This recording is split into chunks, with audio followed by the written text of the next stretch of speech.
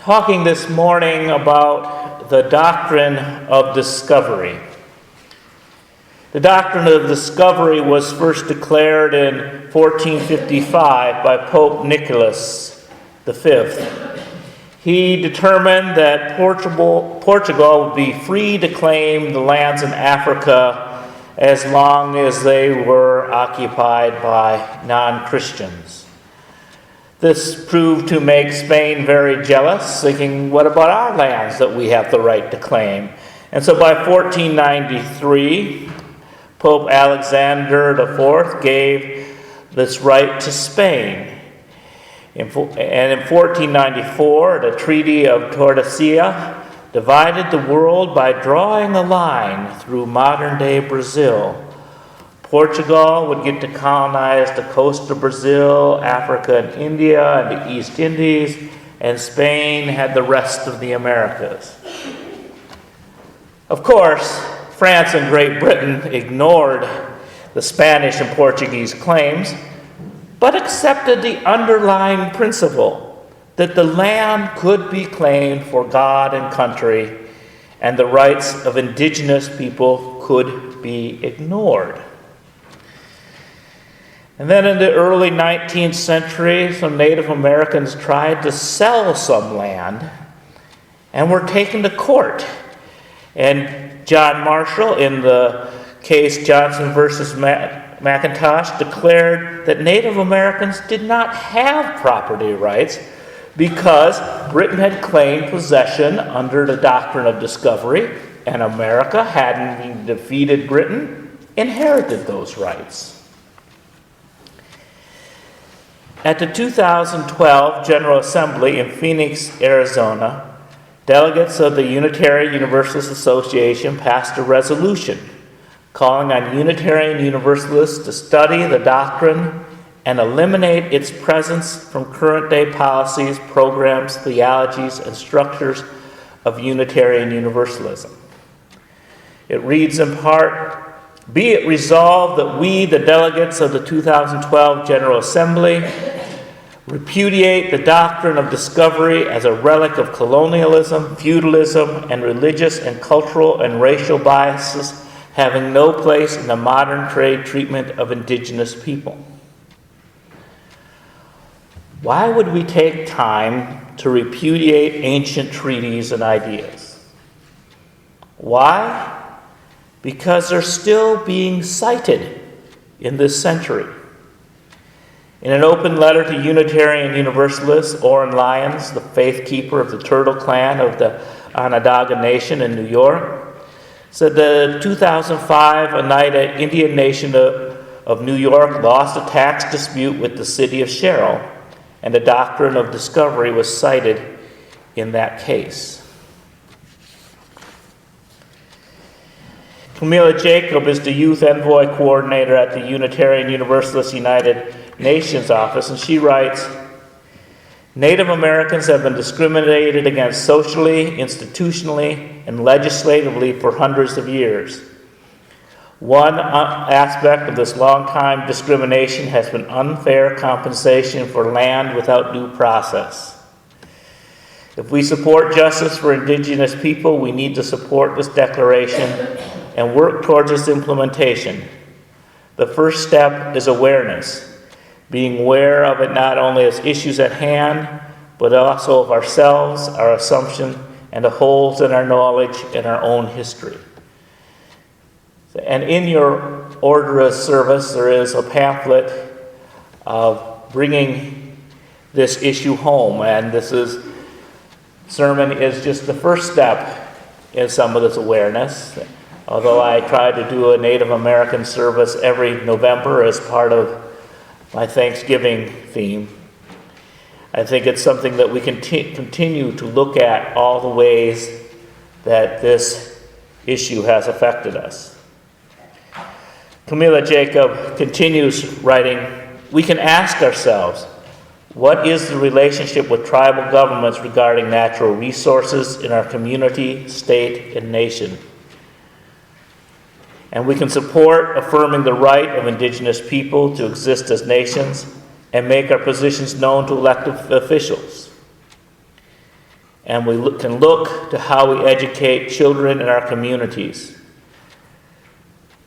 Rights of Native Americans have been overlooked due to the deliberate denial of our U.S. history regarding indigenous peoples of this land.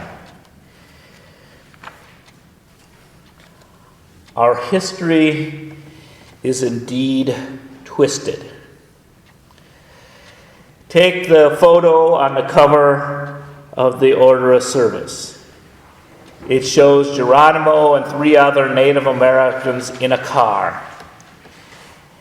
This photo was the inspiration for Michael Murphy's song Geronimo's Cadillac, which the house band sang today. Part of that song goes, "Jesus tells me, and I believe it's true. The red man is in the sunset too. Took all his land, now they won't give it back.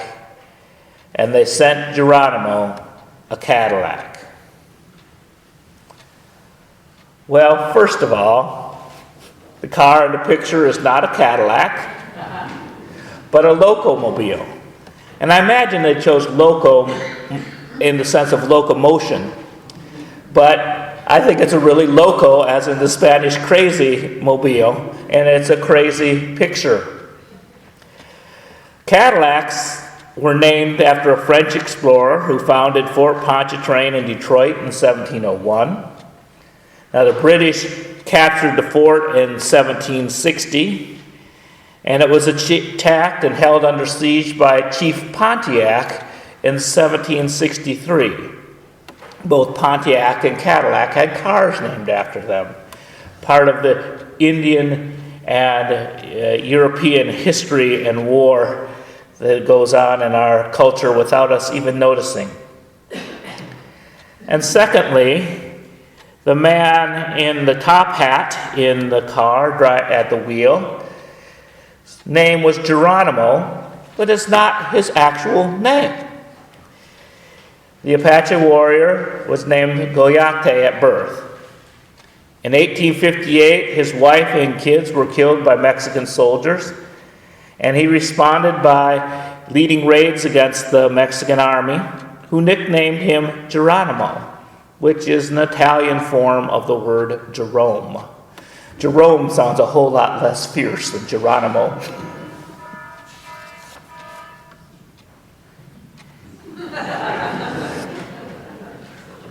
Living along the borderlands of U.S. and Mexico, which were in dispute, he fought against both nations until he was eventually captured in 1886. He was a prisoner of war, but was turned into a celebrity, paraded around the nation. He was at the World's Fair in St. Louis in 1904, and in 1905 he was in the inaugural parade of Theodore Roosevelt. When he wasn't being brought out on tour, he was housed at Fort Sill in Oklahoma, where he eventually died in 1909. But the story doesn't end there. Prescott Bush, the father of one president and grandfather of another, was stationed at Fort Sill during the First World War. It is rumored that he or one of 5 other Yale men took Geronimo's skull back to Yale, where it is held by the Skull and Bones Society. The descendants of Geronimo have sued the Skull and Bones, a secret society at Yale University with ties to the Bush family, and also the Kerry family, who John Kerry was also a member of Skull and Bones, a recent presidential candidate, charging that its members robbed its grave in 1918 and have kept the skull in a glass case. Now, the society denies that they have the bones and that this was just a rumor, and the suit is still unsettled. In the killing of Osama bin Laden, it appears that he was given the code name Geronimo. When he was shot, they said, "Geronimo is killed in action." Winona LaDuke, an Anishinaabe activist, reacts to this saying, Geronimo is a hero. He's a national patriot for our people, and that it is indeed an egregious slander for indigenous people everywhere and to all Americans, I believe, to equate Osama bin Laden with Geronimo. The reality is that the military is full of native nomenclature. You have Black Hawk helicopters, Apache longbow helicopters, Tomahawk missiles. The U.S. military still has individuals dressed in the 7th Cavalry that went into shock and awe is the same cavalry that massacred indigenous people and the Lakota people at Wounded Knee in 1890. You know that the reality of the military nomenclature is how the military basically uses native people and native imagery to continue its global war and global empire.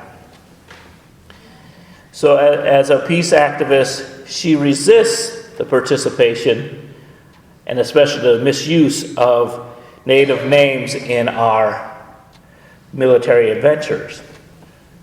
But despite her protests, Native Americans have long been part of our military. From a naval history and heritage site, we can read, American Indians have participated with distinction in the United States military actions for more than 200 years. Their courage, determination, and fighting spirit were recognized by American military leaders as early as the 18th century. George Washington is quoted as saying, I think they can be made of excellent use as scouts and light troops. Many tribes were involved in the War of 1812. We know that from our history here in 1811 with the Battle of Tippecanoe, which might have been one of the first battles of that war. The Indians fought for both sides as auxiliary troops in the Civil War, and scouting the enemy as a particular skill of the Native American soldier.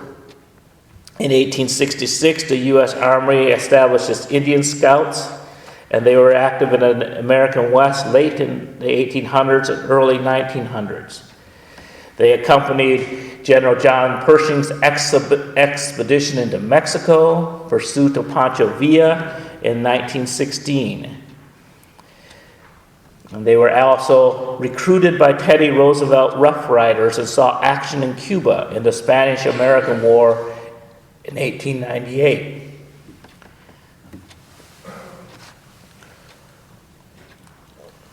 These contributions continue into the century. In 2003, Laura Piastua, a Hopi Indian, was the first U.S. woman killed in the Iraq War. Arizona's state government renamed Squaw Peak in the Phoenix Mountains near Phoenix as Piastua Peak, and it was codified by the U.S. Board of Geographic Names in 2008. Today is Veterans Day, and Native Americans have been targets and participants in all the U.S. wars.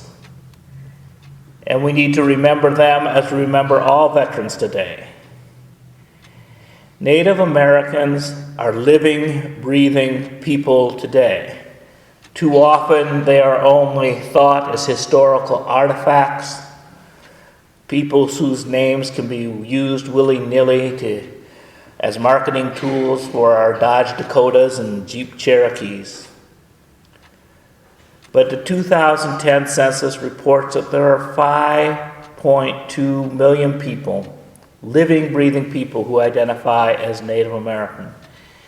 Half of them report being of mixed heritage with some other ethnic group, and 3/4 live outside of reservations. Many live right here in Indiana. The Native American Cultural Center on the Purdue campus is offering several events so we can learn more. I encourage you to attend a couple of these. There are more if you check their website. But I went this Wednesday. Is a presentation in Stewart Hall at 11:30, and during the day, One Community, Many Voices. And it will be presenting the focus of Native American identity and the diversity of cultures and language each tribal nation represents. It's a way for us to learn more about who the Native Americans are now. And furthering that is on Wednesday, November 28th, a presentation called Real Indians versus Real Injuns. Real being R-E-E-L, and Injuns, I-N-J-U-N-S, examining American Indian identity in films, because much of what all of us have learned, we learned growing up at the Sunday matinees and the way natives were portrayed in those films. All of this is related to the doctrine of discovery.